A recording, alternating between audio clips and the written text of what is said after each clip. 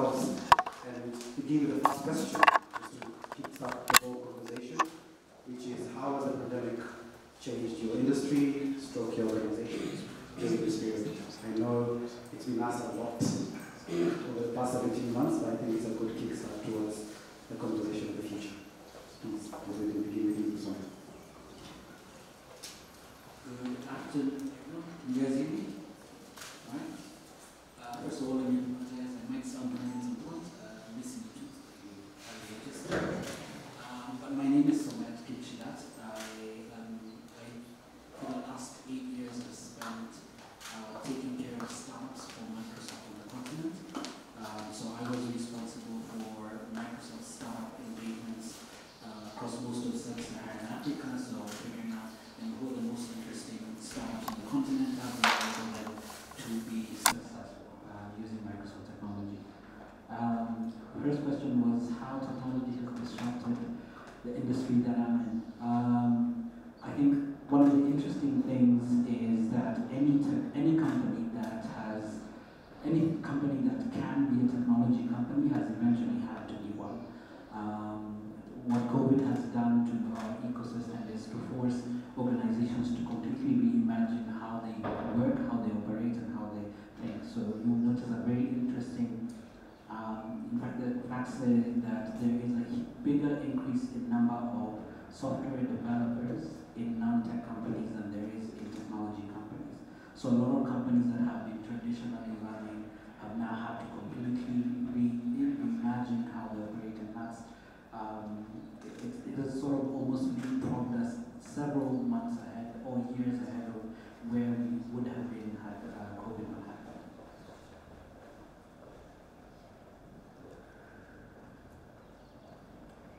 Hi everyone.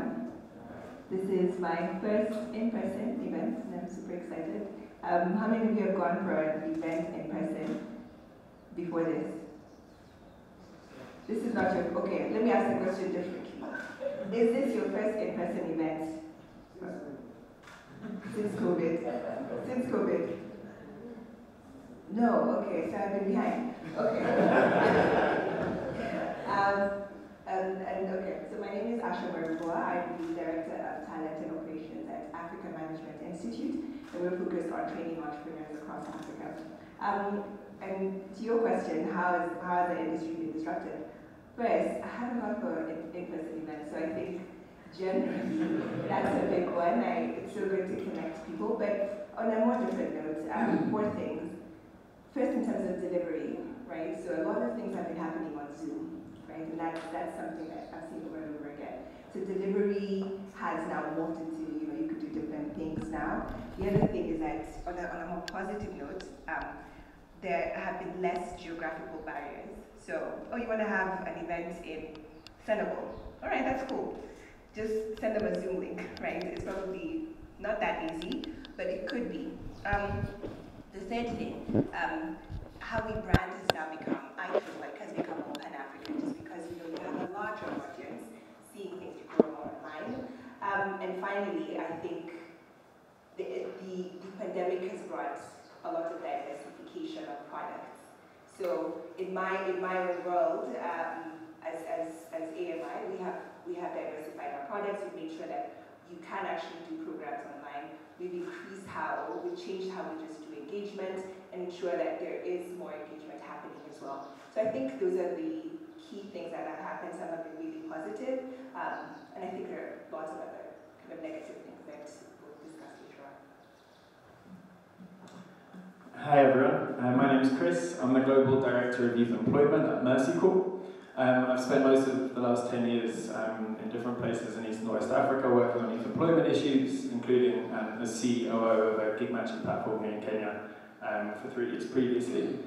In terms of what's changed since COVID, there's kind of like 2 main themes, right? One of them is how, right? The way in which we work has entirely changed. To start off with, I'm sure a lot of people today didn't know what clothes they were going to wear when they turned out, right? Life has changed in terms of how we interact with work. Like an interesting stat I read the other day, in 2020, global sales of belts went down 20%, jeans went down 40%. People were just wearing pajamas at home, right? The way that people work, the way that they go to work has just changed entirely. My organization, Mercy Corps, back in Europe, they did a survey with 500 staff members about how many people wanted to come back to the office full-time. 2.8% wanted to come back to the office full-time. Right? The nature of how we work has just changed entirely. I think there's a big bucket there to talk about. In terms of like what we do has also changed, and where we find our work has changed. People, as Asha and others have said, are finding their work online more than they ever did. But one thing I would really point out is it's not changed, it's just accelerated that process.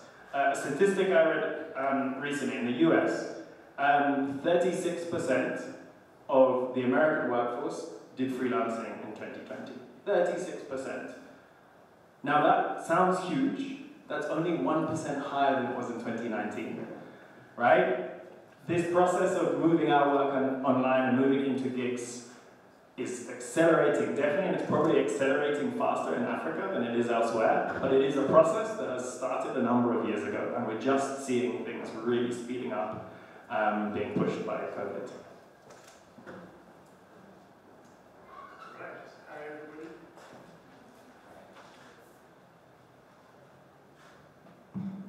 Right. Hi, everybody. My name is Robert Gateru, the Vice Chancellor at Riara University.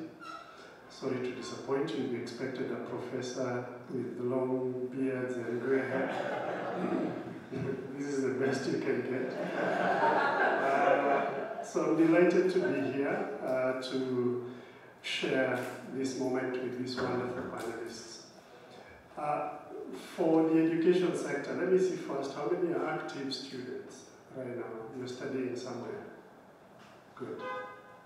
Otherwise, okay, I see one. Are you doing online or face-to-face?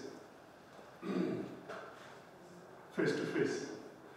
Interesting. So for us at Riara, what happened is that when COVID came, on 13th of March, actually, first of all, our graduation was to be on 19th of March.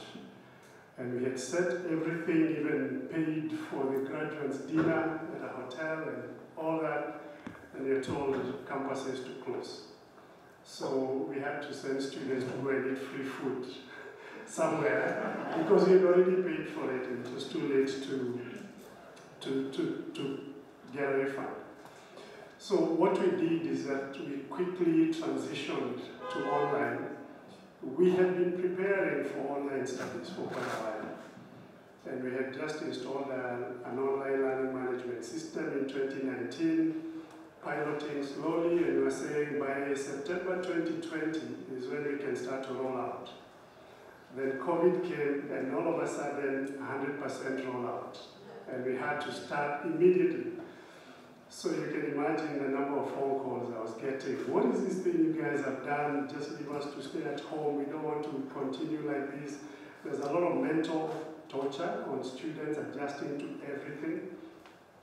And around May last year, only about 20% of students preferred online. They say, no, just wait until we get to face-to-face. As of the same time this year, that number had shot to about 37% who want to stay online. And now they're saying, you don't even want to come back face-to-face, just leave us alone. We've started our own hustles out there, just let us continue online. So there has been an acceleration of adoption of online and blended learning than we had anticipated before. The same goes for lecturers. A lot of lecturers knew for me to be a good lecturer, I must stand in class, write on the board, carrying my notes. Now they had to teach from their bedrooms with kids running around behind them. And students, we know a lot of students just put a face or an image, go back to bed or you go make your cup of tea, and the lecturer thinks you're still in class. But slowly that has changed, and you find a lot of engagements online. So we're also the first institution to be able to hold a virtual graduation in Kenya, because now we have to shift to do everything virtually. So over the last 1 year or so, now we've been trying to do online teaching proper. because that could be considered emergency remote teaching that time. It was just emergency, but now converting that to be meaningful online engagements, and so far so good, so far so good. Thank you very much. I think just from most of the sentiments I'm receiving here is that technology has played a very big part in how we can actually wait through the pandemic and the past 17 or so months we've been with the COVID pandemic, that is. And that speaks to the fact that when we think technology, we always think through it as being a disruptor. And I think that has become a big point of deflection during this period. And maybe this question will actually go to Christopher. What job opportunities do you feel have emanated from this technology disruption and movements in terms of virtual, particularly in your industry? So when we talk about the role of technology in jobs, there's kind of like two big buckets of work. The first one is around the online freelancing, the work which is done online, sold online, the full engagement comes online. This is your coding, generally your online freelancing piece. And then the second one is what a lot of people call location-based platforms, or platforms for offline work, where you use a digital platform in order to find your work, but the service is delivered offline, like Uber, for example. Now, both of those areas have seen growth in different areas during the pandemic. One of the things that we see in the location-based platforms is some would argue that it's a kind of substitution effect, that kind of these were gigs that previously existed and were done fully offline, but now the match happens online, but the service is still done offline. So it's just the role of technology is making the connection faster, more efficient. A lot of people would argue that by making them more efficient, it's actually increasing the amount of people getting work because it's a better experience. I think Uber would certainly say that there's a lot more people, a lot more taxi drivers now than there used to be because the service is so much better. But certainly what is particularly exciting about the post-COVID world is this online digital side of work. In the youth employment space, people typically have talked about the youth employment crisis, but it's not really a youth employment crisis. The problem doesn't lie with the young people. It's a jobs crisis. There are simply not enough jobs to go around. And to give you just a couple of small numbers in the youth employment space, last year in sub-Saharan Africa, 18 million young people entered the labour market. 3 million formal sector jobs were created. By 2030, 30 million young people will be entering the labour market here. Right? This is a jobs crisis. There is a shortfall of jobs. What's exciting about the online digital workspace is these are jobs that may be emanating from other parts of the world, but Africans can now compete. Africans can now participate in a global labour market that they weren't able to before. So we're really looking for the creation of new jobs, and the digital workspace is starting to create more opportunities for young Africans. And would you say there are any jobs at risk, just from the same trajectory? There certainly are. There is this substitution effect, but the truth is, in most of Africa, we're not seeing automation taking away that many jobs. What we're seeing automation doing is preventing jobs from arriving here. The old narrative used to be the jobs that went in America, then went to Eastern Europe, then they went to Asia, and eventually they'll come to Africa. Those jobs are not going to come to Africa because labor is not needed like it used to be, right? The factories don't employ people like they used to. So it's not that, this is a bit of a generalization, but it's not that jobs are being automated away at large scale in Africa. It's that lots of jobs are not really going to come here in the first place. That's very true. And just doubling down on that and maybe jumping onto Summit is when just looking at the role of technology and the internet as we go forward, and the fact that, yes, penetration is relatively good in the market, but we still have leaps and bounds to get to where we need to be if we are to ensure that all these roles that are going virtual can actually reach everyone in the country or in the continent. do you feel like there is a gap that's widening because of this? And what can we do to ensure this changes? Okay. And I'll actually start by piggybacking on one of the things he said. I think with the whole pandemic and a lot of changes happening, one of the interesting things that have happened to jobs is there are now entire industries that never existed that now today are a thing. So all of a sudden there's a huge surge of, for example, YouTubers. You know, that wasn't an industry that was big. You know, a lot of people are now delivering a lot of their services through online channels. Live streaming all of a sudden became a huge thing. That was an industry that was not, well, it was there, but it wasn't as big as it was. So even with all these changes, as much as there may be jobs that might be at risk, there's a lot more opportunities that are out there. I think where the gap becomes is, are there enough people who, or is there a willingness to upskill to take advantage of those opportunities? In terms of internet connectivity, and I think this is a problem that has actually been there for quite a while, even before COVID.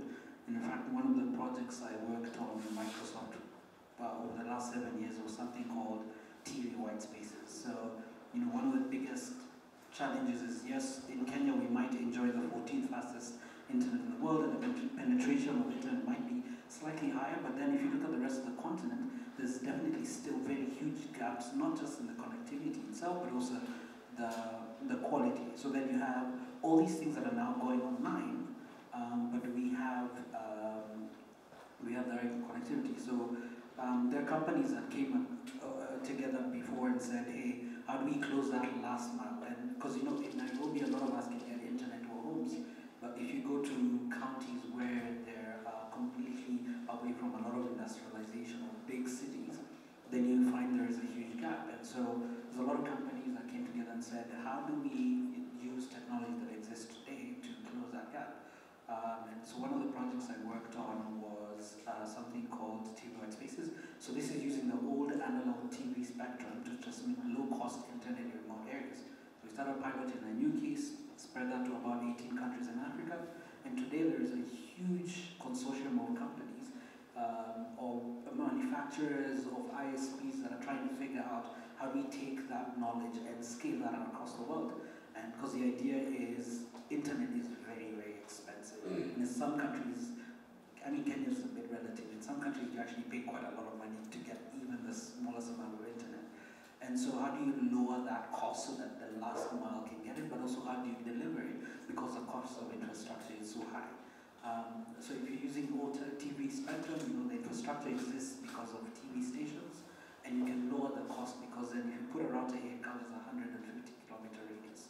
So there's a lot of innovations to try and close that gap in terms of internet access, and I think that's a very interesting role that technology is playing to create now opportunities where people can take advantage of all these new jobs that are coming out. So I think we're on the right journey. It will take a while for us to get to a place where everyone has access to internet, but I think we're on the right journey. Okay, and I think that directly speaks to gig work, to be honest. And if I even think through the Uber story, where you always assume gig work is synonymous to, for example, Uber drivers or ride-hailing drivers as an example, as they essentially were the first, quote-unquote, disruptors in the gig market. But as we go forth and as we realize that a lot of flexibility is going to traditional sectors as well, maybe my one question to you, Asha, would be, do we see gig work going to senior roles? Like, will we see CTOs, CEOs essentially going gig work route in the future? Yeah, but I ask myself that question a lot because I'm constantly in recruitment and I do lots of interviews, and yes, the answer is yes to that. And especially right now, you know, I think what generally happens is when demand bubbles up, then you find the market starts feeding into that. And I think right now there's a massive demand for CTOs, product managers, and maybe some other niche areas, right?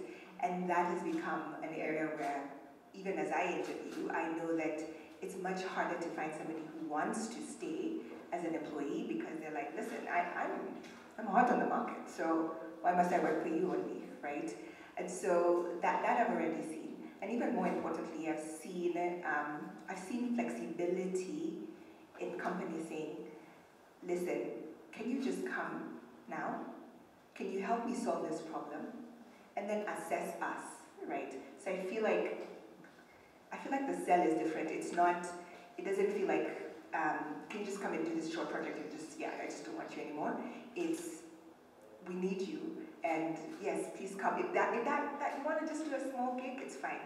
Come and assess us, and then if you would like to stay with us, go ahead and stay with us. So I think it is going to go into more variety, and it's going to be led by demand from what companies want. For example, virtual assistants, right? All of a sudden, they're like, people are virtual, like people are now, we have tons of virtual assistants, right? So was this there 3 years ago? Yes, right? The virtual assistants existed. They just didn't exist in this number, and we didn't demand them to this magnitude. So I think that's where we're going to. Demand-driven gig work is going to come to rise. That's very good to hear. I think that also speaks to how we can actually increase the number and the level of opportunities in the marketplace. And just on that point exactly, we are very well aware that unemployment is an issue in the market. And it's still quite high. We know that due to COVID, people have lost jobs as well. So maybe my question, and maybe I could jump to Professor Nteru, would be, is gig work a long-term solution to unemployment? Or is it something that came up because of COVID, and now we're just trying to figure out, okay, let's work with it, then go back to normal, or how do you see it? I think for quite a while, and you put it very correctly, the crisis we have currently is not a crisis of the youth, it's a crisis of jobs. The youth are talented, they are well educated, they are passionate, but the opportunities are not there. And so when we vilify the youth, but we don't ask the question, how fast or how quickly is the economy growing vis-a-vis the growth in the population? So if the population is growing faster than the economy, there will always be a crisis and a problem. And so rather than seeing youth unemployment as a challenge, it needs to be seen as an opportunity. Youth are a human resource.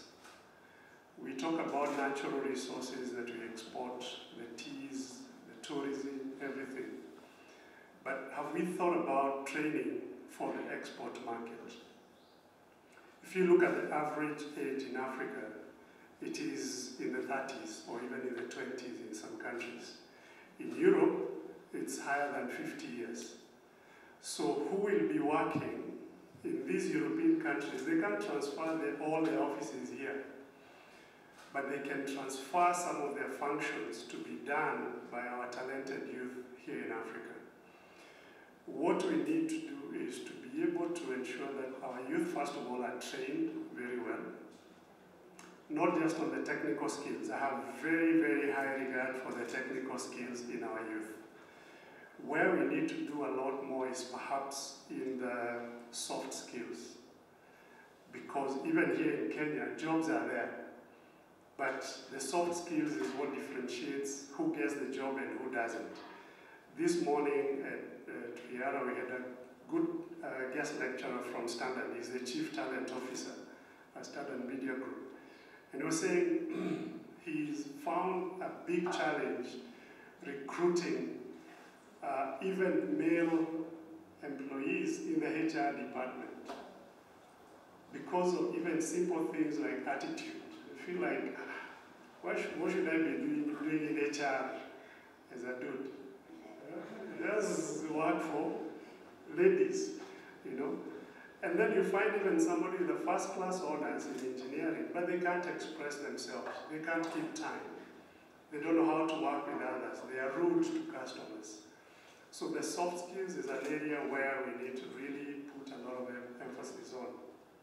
But coming back to the question, and again, just what Asha said, even for senior roles, by the way, because of coming to this talk today, I had created a profile on Upwork a while back. I went and reactivated it and updated it. I saw it could be a very good retirement job for me. Rather than knocking on doors, I can just sit in my room wherever, even on the beach, and be doing proposals and documents for people and things like those.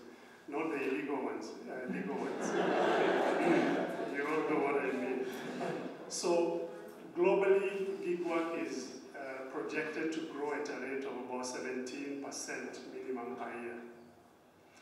The numbers that we talked about the US and 36% of the employees in the US being involved in gig work, collectively they earned, get this, 1.2 trillion US dollars. Try to process that in Kenya shillings. It's over 100 trillion. That's more than 10 times the economy of Kenya. What in the US alone, those involved in gig work earned. And that's also projected to grow significantly over the next few years. In Kenya, the market is considered to be about 12 billion worth, the gig work economy, but it's projected in the next 2 years, it will be about 38 billion, employing about 100,000 people. Currently, the data that I could get shows that there are about less than 40,000 Kenyans involved in gig work. In India alone, in 2018, they had 15 million working in gig work. And they are projecting that by 2027, they will have 350 million young people working in gig work by 2027. Kenya, we are not yet at 50,000. So you can imagine the amount of opportunities that lie if we had just 3 million Kenyan youth working from their bedrooms in pajamas. They don't have to spend a lot on shoes and socks and everything, but earning a very decent living.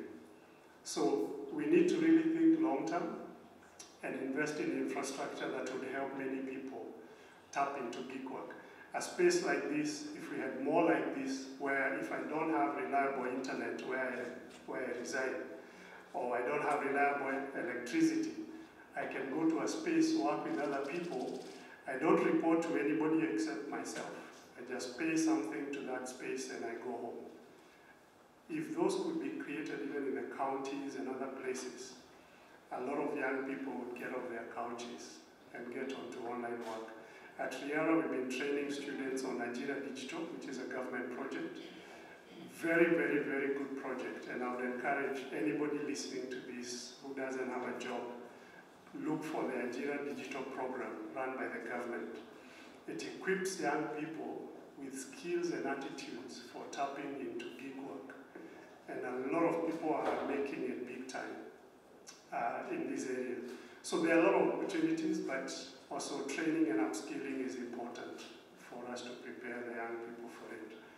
I would wish to see 3 million Kenyan youth doing gig work. We would be very far as a country. You touched on soft skills. I just wanted to understand, would this be something we actually start training from the onset when someone's in campus and so forth, in terms of just being able to then transition out to the working world? Just because it is definitely something that's been raised quite a bit. Even, I'm sure any of us have done interviews, someone will be very fantastic on paper, but the discussion then takes a deviation at one point and you're thinking otherwise. So how do we bridge that gap as well? Because regardless of it being gig work or any traditional form of work, at the end of the day, it's the EQ versus IQ, essentially. By the time somebody is coming through campus and they've gone through Kenyan high schools,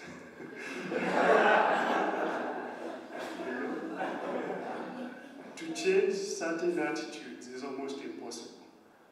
But if it's done from kindergarten, primary school, even just being courteous to other people, thinking about other people, being on time, being responsible, and I keep talking about reality. That's where I am my daily bread. So even simple things like at the cafeteria, there's nobody to clean your table. When you finish eating, I have one of my alumni here, April. She can attest to that. She's right here, and I'm so proud of her to see her here. We clear our tables. You finish, you take your dishes to a designated place, And even the Vice Chancellor does that. The Vice Chancellor does not leave their plates on the table. Those are the ways in which we start from day one, teaching responsibility, time management, communication. How do you talk to elders? How do you talk to your peers? How do you greet somebody? How do you sit in an interview? You know, all these manner of things need to be taught from way before.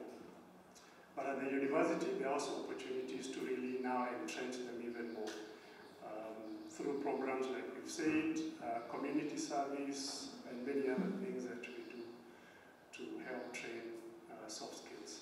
But it has to start from way back. Can I add one more thing to the soft skills package, which I think is an emerging theme related to what we're talking about? A key part of soft skills now is, I think, what you would call platform skills. You know, building on those kind of core competencies, it's really understanding how to use and navigate platforms to find and manage work. At one level, this is knowing how to create a compelling Upwork profile that will help you to get all of your gigs after you leave Rihanna. But on another level, kind of down the food chain or at different levels, it's the way that people, shop by the side of the road is selling increasingly on WhatsApp or on Facebook, and helping all people to know how to use the digital tools that now exist in order to get work, grow a livelihood. I think platform skills is an increasing part of that soft skills package that young people need. I think one of the interesting things that have disrupted that kind of thing is gig work. So one of the things gig work teaches you is self-accountability. So we're so used to having situations where we go to an office and we're told, do this, do that. But for gig work, it's all about you. So you have to go figure out what's your time, how do you communicate with people, how do you find the jobs, how do you actually do it on time. So the gig work economy has actually now forced people to actually figure out, I need to change my mindset from a situation where I'm waiting to be told what to do, to actually now being self-disciplined enough to go do it on my own and being able to be successful that way. I was looking at the graphs of trips and getting very depressed as to how it's really dropped. And then quickly I checked on the Uber Eats side, and things are taking on the opposite turn. And you're finding a lot more restaurants actually calling and saying, there's something wrong with my tablet. I need this fixed now because I need business. And it begs the question, a lot of the times, if you look at e-commerce, it usually is a physical building, and they set themselves apart by how they actually brand the building and how they build themselves just to be able to innovate in that sense. We're in a world where now everyone is buying everything online. So your innovation is to really deviate from physical aspects to what you're actually offering in a user experience perspective. So to that, I think this is an open question, I think any of you can answer it, is what is the determining factor of who gets to succeed in such a world, and then who will be left behind? But let me start with that one, and just going back, as we were speaking, something that dawned on me is that first, as talent managers, as people who constantly do interviews and recruit people, do we ever have a bias when I see somebody has put Upwork, right? Do I consider that as actual experience? And I think that's something, while we speak about gig work, I think it's important for us to realize that that is valid work for anybody. And as a recruitment manager, then I consider that as experience. But sometimes I think there's a bias towards that. But on the other end, when you think about who succeeds and who doesn't, I learned something when I built my first business and it failed. It was an e-commerce platform. And much later on is when I started to understand, oh, you know, there's one thing I didn't quite get right. And when it comes to buying and shopping online, you need to get something right. Cost, convenience, and quality. That's a little, triplet factory that if you don't get right, then you just lose customers. Is a cost good enough for me to buy online, right? Because now I can sit on my sofa and look at the same thing, or if it's a light fixture, I'm looking at 5 different types, right? Is the cost good? Is it convenient for me to order from you, right? Will you tell me 24 hours? you need to wait 3 days, it's in the store, etc. And finally, am I compromising on quality? So I think I'm speaking from a business perspective, from your programs that you run for, say, entrepreneurs, for anything that you do, I think it's really critical, and I think those people who truly move forward is they understand those 3 factors, but they understand it from the customer. Who am I serving? Is the cost good? Is the quality good? And am I still convenient? And then I think that way, and you start adjusting that, and then I think that way you start becoming competitive in the things that people really, really want. So they say technology has given us more power at our fingertips than entire generations that came before us. One of the things it's enabled you as an end person to do is, let's say if I'm shopping online for the sofa, I now have the ability to sit and look at options across multiple areas, not just online within my area, but also I can also order from I can order from the US, from Europe. And one of the things that it forces those companies to do, and because that drives up our demand for quality, is to shape up, right? So a lot of these organizations are building their services, businesses around customer centricity and customer obsession. So the demand that you have for your service providers of convenience and time is increasingly growing up, because then you have options, right? And so what that forces those organizations to do is, if you then don't adapt to what your customers want or sort of demand, then at some point you get left behind, because remember, now you have options. So that, I think that's one of the interesting things that then governs around, who gets to survive, who doesn't. But also there's a lot of other things that will determine that. So yes, I could have the fastest, cheapest, most convenient service, but then I have the rudest customer care service agents. Let me tell you, you will go down. Or if your business model is not architected for scale. So one of the interesting things about, there's a lot of people now building digital businesses with very traditional ways of doing things. I give the example of, when COVID happened, a lot of churches planted the pastors in front of cameras. And we said, you know what, we'll digitize, right? The question becomes, when you have multiple branches of that church, whose sermon do you prioritize on Sunday? And then across the week, how do you keep your congregation more engaged?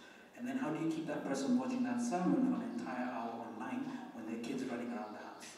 Right? So we have to completely break down the models of how we did business in a very traditional offline way and completely reimagine them for a digital world. So how do you create short form videos of your Sunday sermon and constantly share that as you go on? So you can't just take the thing that you did offline, plant it online and assume, you know what, I've digitized and we're good to go. You have to completely reimagine your entire business end to end, and now think about how does that end person interact with your services or content. Yeah, just to add a little bit to that shortly.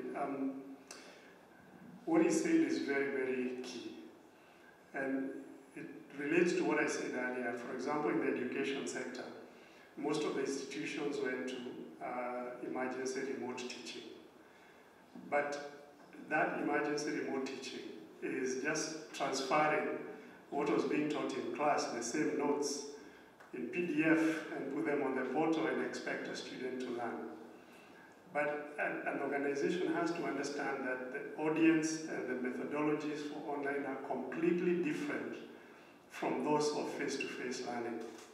And so it requires a lot of investments in that remodeling of that learning process to make it meaningful, more like the Coursera's and others who've been doing online learning for a long time. So it takes a lot of investments. But I wanted to add also that those who survive are those who will also not ignore human beings. At the end of the day, our businesses are run by human beings. And if you're not responsive as a company to the needs of your staff and your clients, and mostly also your staff, because your staff are the ones who serve your clients. So many times we focus so much on the clients, we forget if the staff member is not happy, if the receptionist is not happy, that customer will walk away. So we need to be very responsive, and also a lot of millennials now are in the workplace. We are going to get a lot of Generation Z into the workplace. All of them are saying they want flexible working environments. They don't want an 8 to 5, just sitting behind a computer. If we don't respond to those and just force them and say, hey, no, your appointment letter says you report at 5, 8, and you leave at 5. I don't want to see you leaving at 4:55. Those days are gone. We need to be very, very responsive to what the needs of the people who do the business for us, to our customers, what they want. And I'll just add, I think that's a brilliant point, and within this is understanding who's going to get left behind as a business, but also societally, right? Like we've been talking about ride-hailing, for example, as a huge area, but less than 10% of riders are women, right? While a lot of this online gig work can take away barriers, right? It can reduce your geographic poverty by only finding stuff that's near you. It can remove some like social poverties that you're able to now find work outside your immediate space, but it can also introduce new ones. And it's really important that we understand which demographics are at risk of getting left behind and make sure that we mitigate them. When you talk about who succeeds and who doesn't, it's to start with, what am I actually trying to do here, right? Same thing as Netflix, right? Is my business selling DVDs or selling entertainment? It's entertainment, right? So I think as we proceed, a lot more businesses will start to think like that, and ourselves as gig workers need to start thinking, what is the problem I'm actually solving for a company as a gig worker as well? That's very true. And I think it also sort of goes to my other question when it comes to e-commerce is, because if you asked me last year whether working from home was permanent, I'd tell you no. It was something I'm doing temporarily in my pajamas. I'll go back to real work later. Now, not so much. It's actually something I've always been laughing with Lorraine about, where we're all working from home except me, decides to go to the office every day. And I'm always saying, you'll all be back very soon.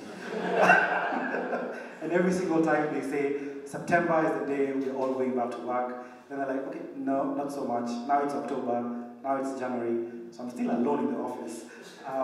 So the question is it here to stay? Is working from home, the hybrid structures we're all hearing about, here to stay? Or will we eventually go back to the traditional forms? This is a battle as a HR person that I go through every day. But it is here to stay, and I've accepted it, and I think it's fine, right? Because initially we used to measure productivity based on do I see you, and now we measure productivity on outcomes, right? The other thing is that we're now more sensitive to, wait, you mean you have a life? You want to do other things, right? And that's okay. You have a child. In the morning, it's important to drop them, right? And you'd still get your work done. So it's here to stay. But I think what we see right now, I think it's just going to evolve. It's going to evolve as time goes on. I don't know. I still have not been able to predict how it's going to evolve, but for sure it is.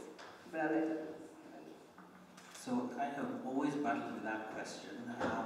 And it's because I've had the privilege to work in an organization that has always had the ability to empower their people to work from anywhere. So for the people who knew me, I've always had the ability to decide and work wherever I wanted. So there are days I would sit here in METTA, there are days I'd be sitting in an airport in Ethiopia, there are days I'd be sitting somewhere in Germany, and for the longest time, ever since I started working, I have never had a manager in the same country.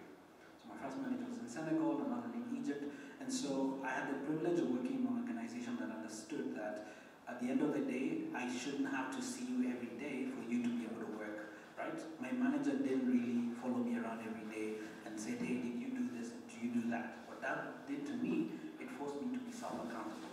So I think now that we went into a pandemic era, what the pandemic did for a lot of organizations that have never got to a point where they did that, it kind of forced them out of their comfort zone of saying, hey, we're used to doing business like this, and now forcing organizations to really completely So if your employee is traveling, does that mean, let me give you a good example.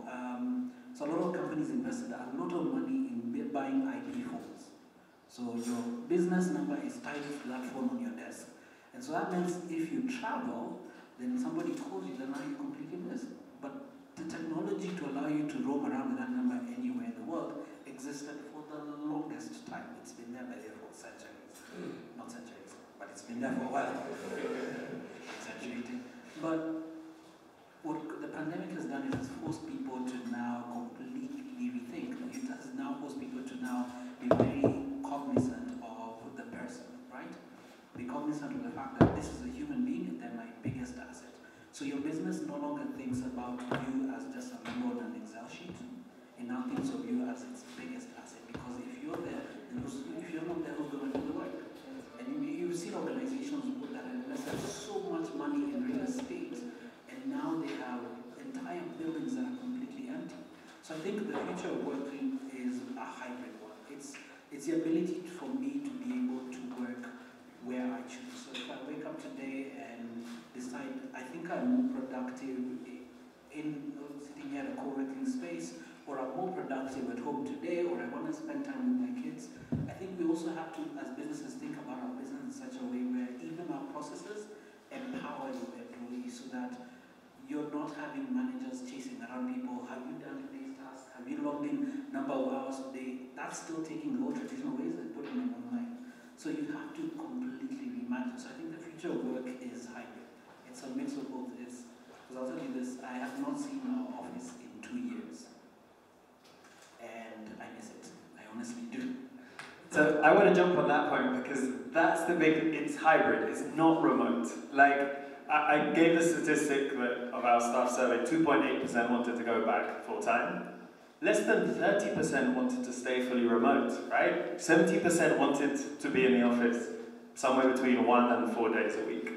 And this is the thing, I think people spent a long time really enjoying remote work and persuading themselves that they were way more efficient at home in their pajamas. But a lot of people have realized, like, when you spend a day in the office, you're like, well, I can do quite a lot here. And people have really missed that human interaction, the like spontaneous creativity that happens in an office as opposed to within the agenda of a Zoom meeting. And more people, after an initial move to like, I'm going to be remote work for the rest of my life, a lot of people are now saying they want to be back in the office a bit. People don't want to go back full time, but they want to go back a bit. They want to maintain those human connections with other people. And like feel the values of an organization that they work with. Very briefly, just to add, 33% of our students want face-to-face, and about the rest, 33 or 34% saying blended. And so we started immediately after COVID, we shifted to online and we taught all through COVID, fully online. So this year we started blended. So 2 weeks on campus, 2 weeks at home, and students are happy so far. But I think in the workplace, one of the other things we need to watch out for, a lot of tasks and functions in companies are not, a lot of functions and jobs are not task-based. So you're just given a broad job description, but it's difficult to know what can I do effectively at home. What do I need to be in the office to do? What can I outsource to a gig worker somewhere who can do it for the company, and I'll be working on something else? So we need organizations to really think about making a lot of our jobs to be sort of task-based, so that you're able to know what can be done by who, when, and from where. Because yes, some must be, I really enjoy face-to-face meetings. You get a lot done than Zoom. I'm zoomed out. I don't need any more Zooms. No, that's very true. And I think the whole aspect of it being task-based really rings a bell, just because if I think through my first job and how you are looking at the clock, like 4:59 almost, and then you leave, and then you forget everything, and now it's more of, you keep yourself there because your tasks keep you there. And I think that's the world we live in, and hybrid is the way to go, to be honest. We had initially touched on training and skills, and I feel like with COVID, innovation has become that much faster because we all have to figure out how we all essentially work in this new world. My question to Asha would be, what are the skills and capabilities needed to keep up with this innovation? And the rebuttal to Professor would be, do we have a skills gap in training when it comes to some of these needs coming from academia? No, I'm sure he'll have a lot. But here's, I'd like to say three things. First, I use the 3 C's to talk about some of the skills that are needed right now. One is your ability to communicate effectively, both written and spoken. Usually when you bump into someone, you bump into your manager, hey, by the way, I'll drop you that email tomorrow, right? And it's like, it's okay, right? He knows, when you say that email, he knows, right? But when you write it written, but when you write it and you say, I'll drop that email, there's so much going on, right? He's not able to really understand that. So it becomes what email are you talking about, right? Your ability to communicate effectively, written and just verbal, is going to be really key. The second thing is that because we just want to get stuff done, it's just a task. I just want to get through the day. Your efficiency, you're becoming transactional. We have become transactional. Even I have to stop myself sometimes when I send a WhatsApp message and say, oh hi, I hope your day is going well. Not just, oh, did you pass the M-Pesa, right? I have to stop myself, right? You need to learn how to connect with people, right?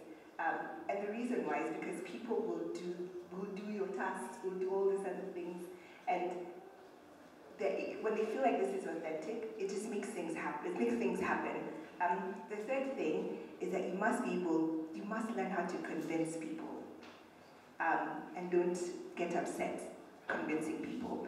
When you see something, and because you're probably working with people that you haven't, this guy's not gone to the office for 2 years, right? So he's interacting with people he's never seen, right? And so when you tell somebody, hey, by the way, I have a good idea, let's launch a strategy, the guy's like, what? Where's that even from, right? We don't even interact that much, all right? So you must learn how to convince people, and that means that you build relationships, you learn how to communicate your ideas in a way that links to the overall goal. So I know these are not, they're hard to convert into a program, Professor, but over and above all of that, you must learn how to problem solve a lot more independently, because you're by yourself. You don't have a colleague. Hey, Chris, by the way, how do we do this, right? It's okay, how do I probably can do that. And you probably will tell somebody, can you jump on a Zoom?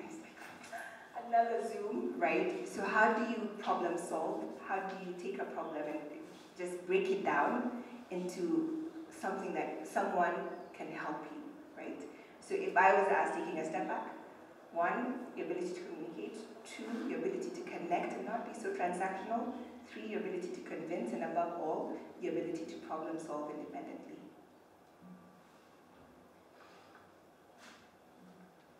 I see everybody looking at me.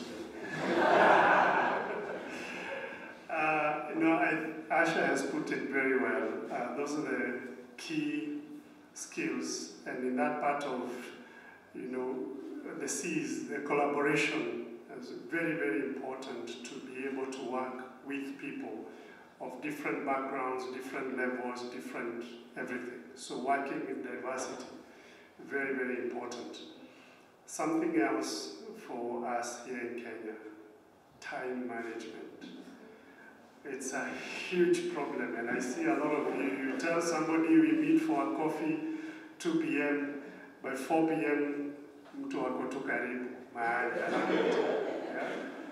That is not going to work in the current environment. If you promise a client you'll deliver at 2 p.m., you better deliver at 1:35, okay? So time management, and then, of course, above everything else, lifelong learning.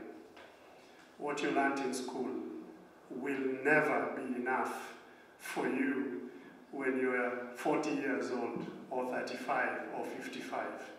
We have to get to the culture of continuous learning. And one of the questions I ask my students during matriculation, when they're fresh, is if there was no certificate at the end of your course, she's here, she can tell you, would you still do all the assignments, do all the projects, pass the exam, and there'll be no certificate or transcript that you'll get at the end of the course until you can answer yes to that question, being transaction, as you were saying. So we need to learn for purposes of equipping ourselves for the world of work. Every assignment a student is given in class, it is helping to build certain skills. But if the attitude is, bora nipate D, because I'll not do a retake or a supplementary, that now carries forward to the world of work. When you're given something to do, you do just the bare minimum not to be fired. Yeah? And a lot of people do just the bare minimum not to be fired. But if you did it from day one, going out of your way and excelling in everything you do, everybody will see. Your work will speak for yourself. So indeed, the skills that are there right now, the soft skills, there's a big, big challenge. We are grappling with how to teach soft skills, because as I say, technical skills is easy, but soft skills, how do you teach confidence?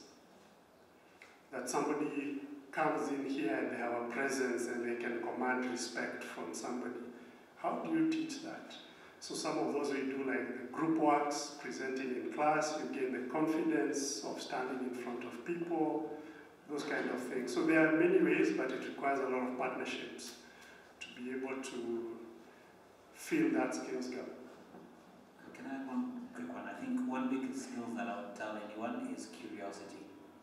So one of the biggest pitfalls of this thing called a phone is that because information is there at the slightest type of a keyboard, we as human beings have stopped being curious.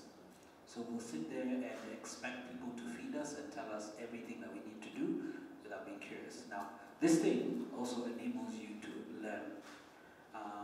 One of the things in my daily interactions is I find people asking me some of the most strangest questions, and sometimes I feel like telling them, had you taken out your phone and Googled that thing, you'd have found it, right? We're no longer curious, we're sitting and waiting for everyone to tell you, do this, do that. I ask, please be curious. If you can't figure out how to do something, the phone can get you that answer very quick. Don't be comfortable with the information. You only know what you know. You do not know what's out there. So go be curious, go find out, go explore. If you think you know something, push the boundary. Go figure out, wait, there has to be something better than this. And I think that will stop having a generation of people who do textbook work.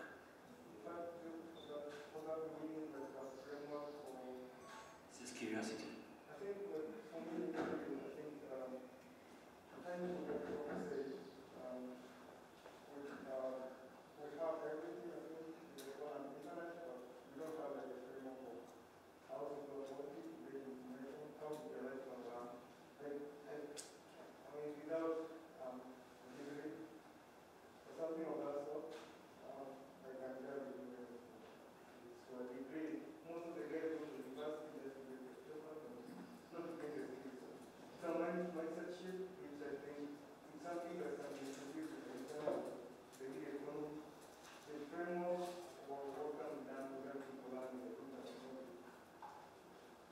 Because in case of an economy thing, if I'm curious about economy, this is what I usually do. I text my guy who is pulling the economy to do that. In terms of what's a framework for curiosity, I'll share.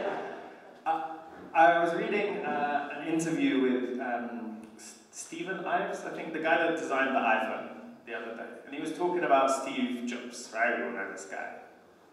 Lots of good things and lots of bad things. And he was saying what made Steve Jobs so incredible was curiosity. Specifically, he kept everything as an idea. He never, basically he said, once we've made a decision, it's a product. We've shipped it, it's gone. And he spent an incredibly long time with keeping things at the idea stage. He always questioned, he never ever thought that he knew. Even if all of the evidence was saying one thing, he was like, let me learn more about it, let me learn more about it. And like for the guy that created the best products in the world, he did so through this like never-ending questioning of saying, I haven't made up my mind on this yet, I will keep learning more around the topic. And I guess if we're looking for a framework for curiosity, that's maybe a decent place to start. Perhaps just to add to that is a lot of reading.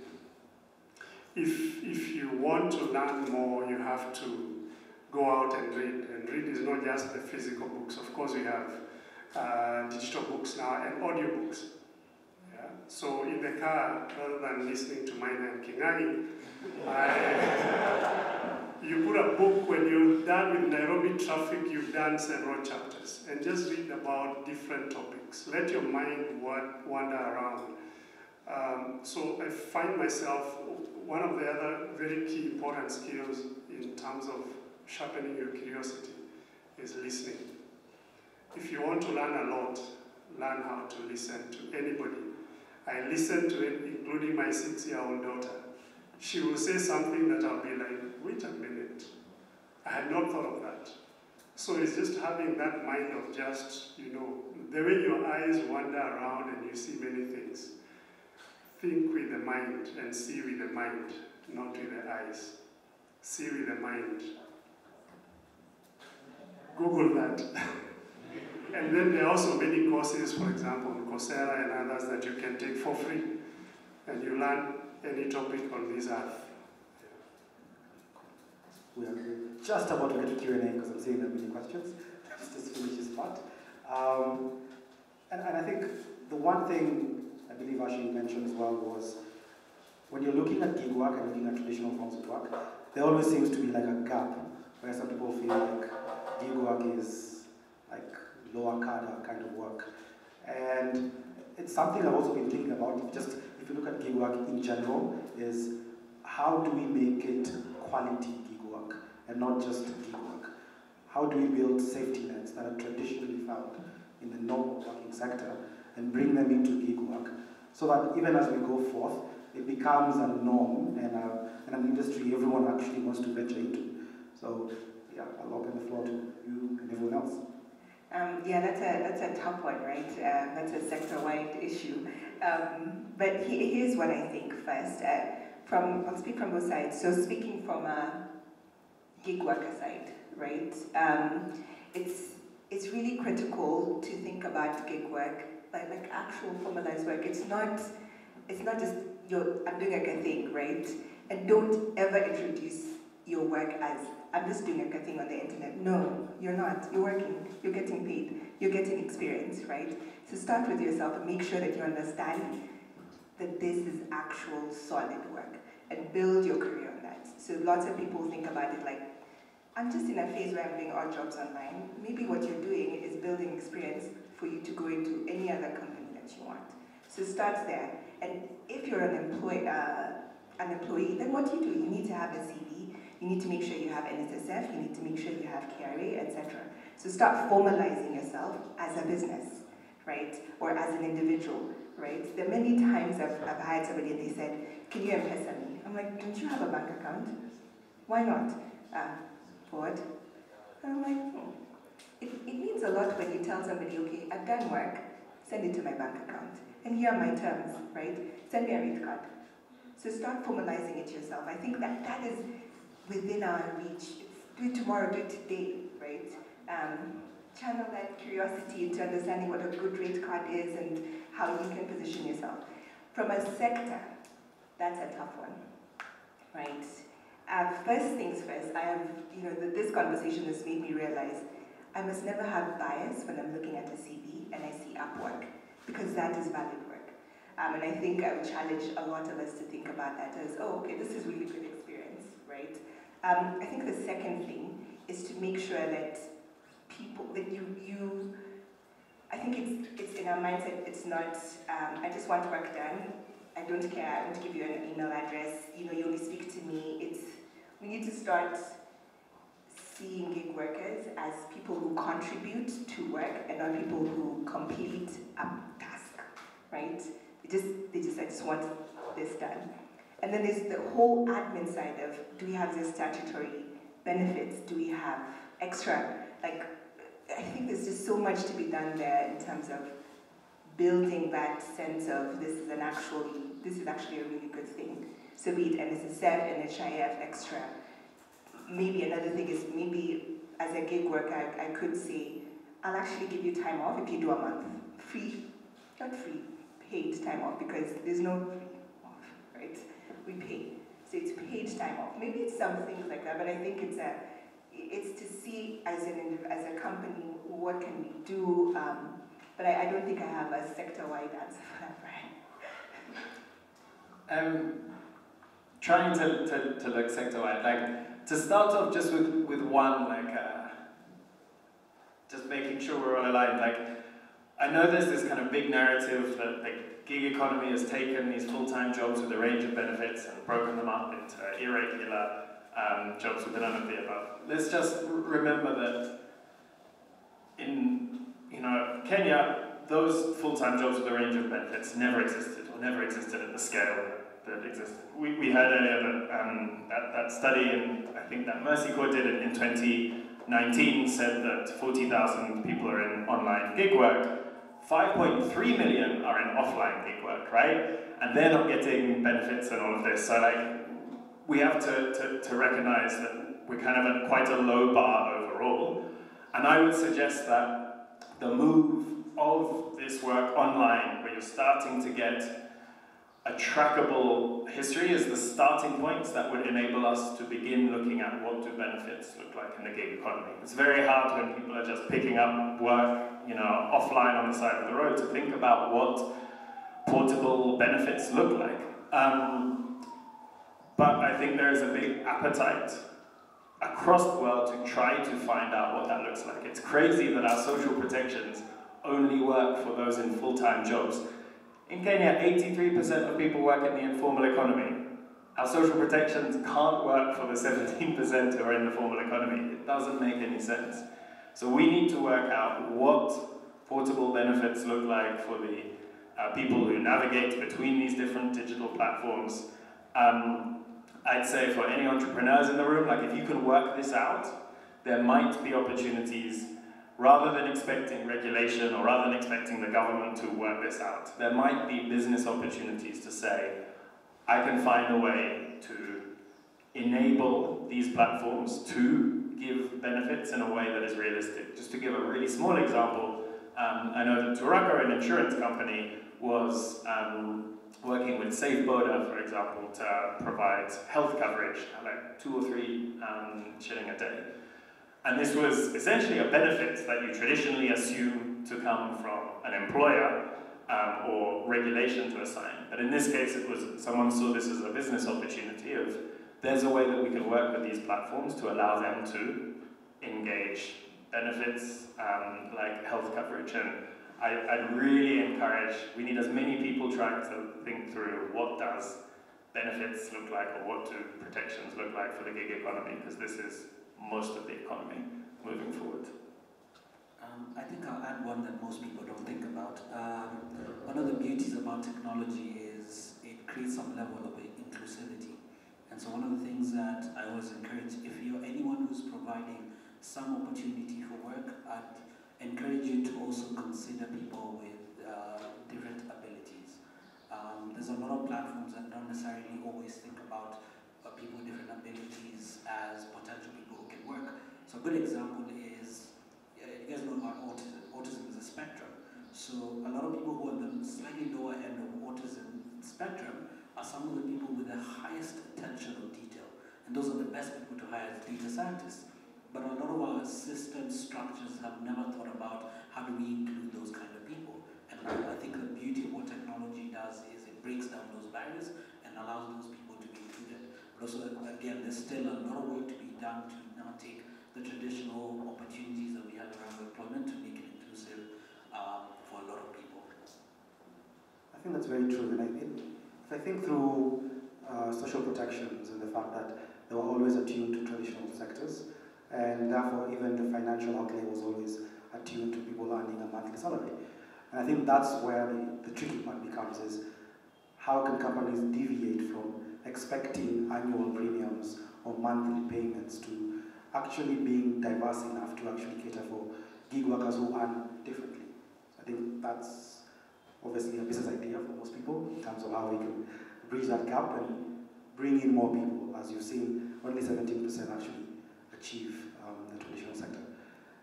Closing remarks before we get to Q&A. Just maybe 2 minutes each or less in terms of what are your key takeaways of what the future holds and what should we brace for? Wow, this is a fantastic topic, and I wish we had more time. At least there's no curfew now, so we can discuss up to but this has opened my eyes really a lot to what is possible. As I say, it's something that is not just for the youth. For example, gig work is also a very good retirement package for those who are exiting employment, and you can work from anywhere. But there's a lot that still needs to be done in terms of preparing our young people to take advantage of these opportunities, from training for technical skills and also training for soft skills. But also there's room for regulation, because currently I don't know of any law or policy within government about gig work and its entrenchment in the long-term goals of the country. I know we had Vision 2030 identified BPO, etc. But in terms of the actual results on the ground, it's not there. So young people have to fend for themselves, look for these courses, look for these opportunities, look for mentors, and really just get doing. Just start doing something, and experience will get you to where you want to be. But overall, let's remember we are all human beings. One American journalist one time said, the real danger is not when computers begin to think like men, but when men begin to think like computers. Tafakari. I'd maybe just end with like a point of optimism and like a call to arms. I think this area of kind of like digitally mediated work, in Mexico we call it job tech. And I see this area of job tech as having huge potential to create meaningful work for a lot of people. And I think within Africa there's a real opportunity to make sure that it is as impactful, as inclusive as possible. In my country, the UK, from like one day to the next, like work was job tech. It was like, it just happened. All of those jobs with a range of benefits became digitally mediated gigs, and we're like, what happened? And how does society make sense of it? How does government make sense of it? And we were like, to this day, in the UK, everyone's trying to catch up with what's happened, what's changed. In Kenya, as in many parts of Africa, job tech is not yet ubiquitous. It's not yet kind of how most people find work. And I think there's a real opportunity through smart entrepreneurs setting up job and gig matching platforms, to regulation, to be ahead of the game, right? To set up the systems to be more inclusive and more impactful from the outset. At the moment, of that huge global digital workspace that the professor was speaking about, only 4% of it is taken by African digital workers. That could hugely increase, and yeah, I'm optimistic, but we will need to make sure it's set up the right way. My parting shot is that think about gig work and the future of work as the bar being lowered and saying, hey, can you break this record now? We're just waiting for you. I think my parting shot will be more from a technology perspective, because it seems that that's sort of the thing that has sort of thrown us way ahead of where we should be. I think the structures that we are building during the pandemic will never go back to the old way of doing things, right? It's always moving forward. And I think some of the technology that is out there is uniquely designed for this time. So if you think about all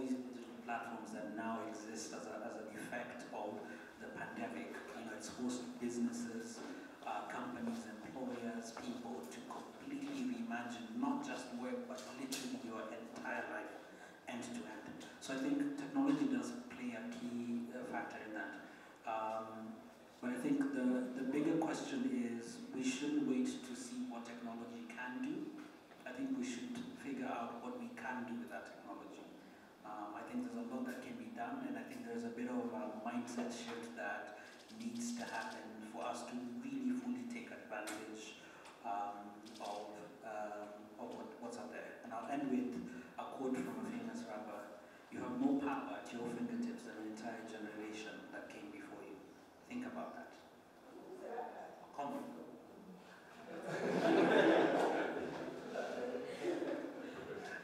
Thank you for that. I think my parting shot would be, I think there was a scientist who did some calculations and realized we've gone from 6 degrees of separation, and by his math, we're at 1.7 as of 2021, I believe.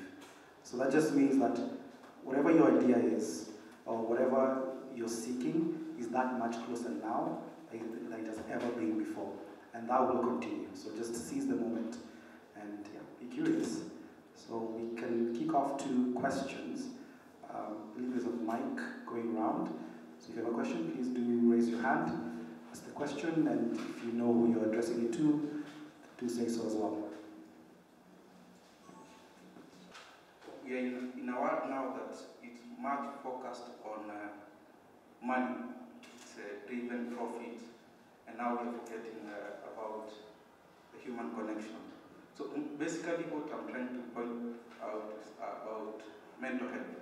What are you guys, because nowadays people are working from home, and mostly even going to office that 3 days, it helps, because in one way or another, people are getting to share ideas, talk, but now people are working from different areas.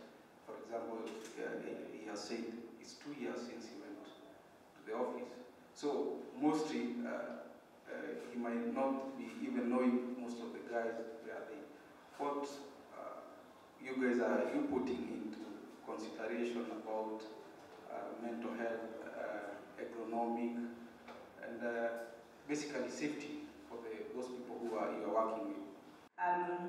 One thing that we've done as Africa Management Institute at AMI, one, in terms of our health insurance, we do cover therapy sessions and counseling sessions, right? Initially we thought, I don't know, is this even necessary? And people actually use it, right? Because from a very back end you think, everybody is fine. But people use it, so as companies I think it's important to provide that option to people and create like a list of people. If you're ever in trouble, if you ever need to talk, I'm here. Or you don't feel comfortable with me, here are a couple of people. The second thing is that whenever you ask, I felt whenever I asked an employee, is everything okay? Most of the time they said yes. But when I asked a different question, how full is your cup? How full is your cup in terms of just life? And they would say low, right? So even as individuals who work in organizations, as employers, it's important to recognize how people self-identify with mental health issues. People will never tell you, well, some will, but it's rare somebody comes to you and says, I'm depressed. But they will show signs. They will say, my cup is not full. I've not been sleeping well. They will slack at work. So when you see people slacking all of a sudden, it's not, this is a bad employee. The only way we can deal with this is let's fire them. It's starting to diagnose as well. But I think it's a conversation that has started to happen that is critical. And another thing that I think as companies, I've seen some companies as well as us, is put a metric on it, right? How fulfilled are you at work? How happy are you? Put a metric on it, right? And work-life balance is another thing. So I think I'm cognizant. I know there are more issues now than there used to be. And I think it's now we're starting as companies to understand how to solve it, how to bring them, how to be aware, how to know who to help, how to help as well. If I may add, just what we are doing at Rihanna, we have both staff and students. quite a while now. We've had a resident counsellor who is available both for student and staff, and we have others who come on need basis. But we also run, like now, the student government. We have a very active student government, which is running a campaign on mental health for the next 2 months. And they're doing this with other campuses like Daystar, Strathmore, and quite a number of others to try and sensitize students. So rather than us as staff members talking about mental health to students, we have students talking among themselves. And we train what we call peer counselors. So some students are trained. We do cohorts of about 40 to 50 at a go. And then they go now to do counseling to their fellow students. And that has yielded a lot of fruits. So a lot of sensitization. And then for a long time, universities have taught a course on HIV and AIDS. And we used to teach it for some time until we got to a point where we said, wait a minute, HIV and AIDS is not the only thing that is facing Kenyans. In fact, it's one of the least nowadays, and of course it's still a dangerous thing. But we redesigned that course to health and wellness. So we talk about everything from mental health, diet, exercise, chronic diseases, lifestyle diseases, and all those things. For the staff, also now the counsellor, but we also are very responsive to staff. Like when Mombasa Road started, the construction started, and people were having headaches coming to work. So we allowed people from Mombasa Road to leave early at 3 or come late by about 9 or 9:30. And if it's too bad, just say you can't come and we see what you can be able to do from home to try and reduce the amount of stress that people are having. And then last month we had a very good Zumba session at campus. We said we've stayed away from each other. Let's go to the garden and just do a Zumba session. And people just enjoyed and they refreshed, and there was a new vibe on campus. So yeah, there's still a lot that can be done, but it's a very important aspect. Can I just recognize one gap? Because I think the 2 examples we've heard are about companies that are working out how to support people's mental health when they're working remote. We're also talking about gig workers and people who are essentially self-employed. And there is a big, big gap there, right? We all know, everyone always says, founders have, they're the most depressed people in the world because they're so lonely, right? I think it's probably a lot in the room by that laughter. Essentially, as a lot of gig workers or online freelancers, you're all founders. You're all self-employed people that are, in some cases, very lonely, working alone, hitting deadlines. And there's a big, big gap about how those individuals can be effectively supported, either through connections to peers or through, I don't know how much people value paying for counselling services when you're lonely if you're just an online freelancer, but I think there's a really big gap there. Again, entrepreneurs in the room, maybe that's a business opportunity. But yeah, there's a big gap in the gig workspace. Yeah. So I'm sure a lot of you have heard this word Zoom fatigue, right? Let me give you some interesting facts. So Microsoft Teams says now they have 145 million daily active users, 38 billion minutes a day on Teams calls, and that's 1 billion Teams calls a month. Can you imagine how much time you spend online in calls? And you can imagine the toll that does now. A lot of people, as much as you don't realize this, but the challenges around mental health, and especially in the workplace, has actually been there for way longer than most people think. People assume it started with the pandemic. No, it has actually been there since people started working, just not as prevalent. What the pandemic did is just exacerbate it and make it very public, right? And because of access to a lot of information, we now are aware that we actually have mental health problems. Most people didn't know. We just assumed it was stress, that is life, we move on, right? I think the bigger challenge, and I think where a lot of work needs to happen, especially, and I'll put in the context of organizations, is creating a culture that allows people to work in an environment where they can thrive optimally, but they can also work well, healthy, right?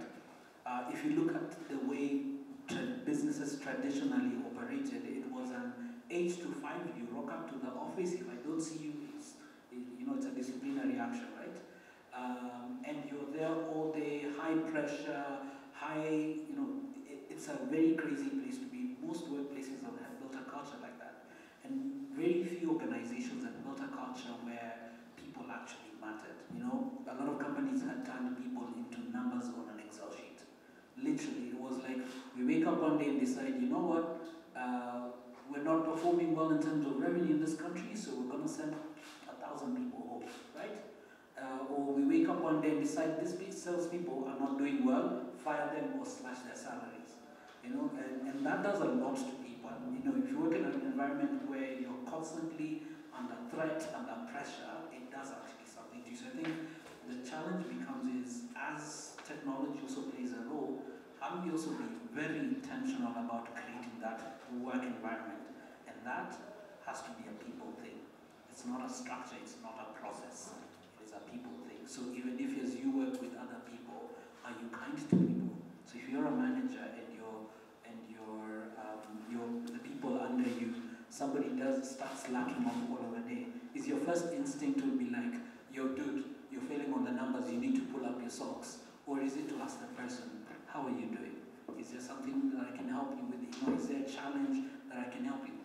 I think it's also the culture of being human to other people. I think our workplaces have become these very toxic environments, and a lot of us just we cruise through them, never knowing how much damage it does to us until it starts manifesting in very, very, very interesting ways.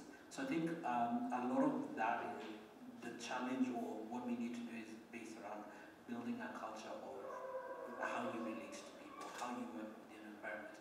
And for the leaders of this company, how do you create that safe environment that allows them? And once you build it as a culture, it's now easier to make it a process, make it a thing that you do. So it doesn't become a checkbox that a manager says, okay, cool, you're legally 21 days of leave, and then that's it. That's our mentor, that's our wellness days.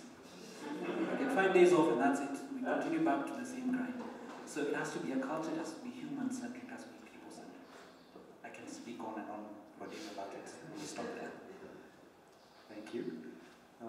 So your hand is up. Let's just stop there then. Cool. Can you stop there?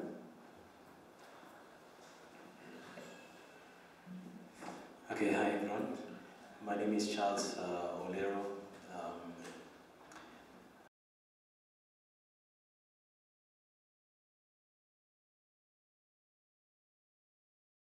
I just have a point to say, and then I'll be asking a question. The bit of flexibility when it comes to work, we've already come to a conclusion that the work is actually becoming hybrid, right? And the flexibility aspect of it, I think, matters so much, especially to the employers, because if you rented a space for, let's say, like 2 floors, it can actually help you to reduce that to 1, and then you cut some cost. And so my first question is this, I think this goes to the professor, that we've seen that there are various institutions across the world that tends to lower the fee when it comes to online studies. So do you think that this kind of phenomenon is going to be applicable, especially to the African institutions? Because recently, I think that, especially last year when COVID was really at its highest peak, there are several institutions that increased their fees. So what do you think is the future of this in regards to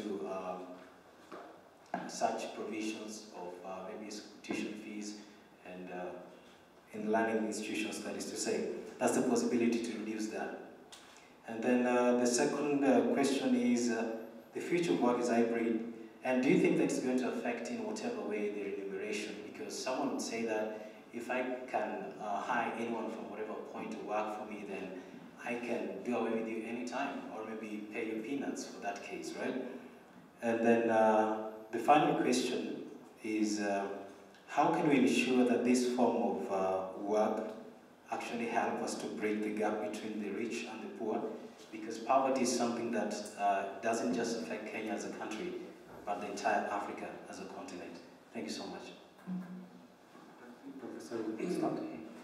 Thank you. I'll try and be brief. First of all, at Rihanna, we reduced our fees for the online classes by about 10%. So it's happening. But the question of price is a deep one, because even the current prices we have right now in university education in Kenya are not the ones that will enable us to produce the so-called fully baked graduate. You know, we always told we are producing half-baked graduate. But first of all, nobody has ever said how a fully baked graduate looks like. And nobody has asked the question, what will it take to produce a fully baked graduate? And what's the cost of that? A lot of courses in universities now cost less than in some of the primary schools, but I'll not go into that for today. So in future, moving forward, and this is very radical, I see a situation where even lecturing will be Uberified. Yes, I want that to sink in a little bit. A situation where I don't have to have 50 lecturers on the payroll to teach students. What I will do is to have this number of courses, and then we have lecturers who run them.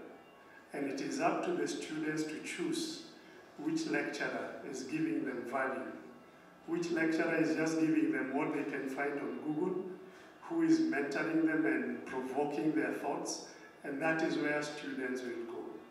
So it will not be a matter of just because I'm on the payroll, I can come and talk whatever I want in class and go and still be paid. We need to get to a point where lecturers will become like Ubers. Based on your rating, that's what students pay for your class. And that is what you also paid in that class. That will force lecturers to update, upgrade themselves and move forward.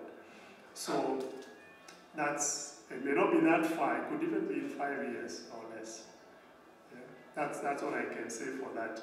But on your second question, although that the colleagues will answer, it's predicted that by 2027, gig work will overtake traditional jobs. It will be about 60% of the jobs in the world will be gig-based, and only 40% will be traditional.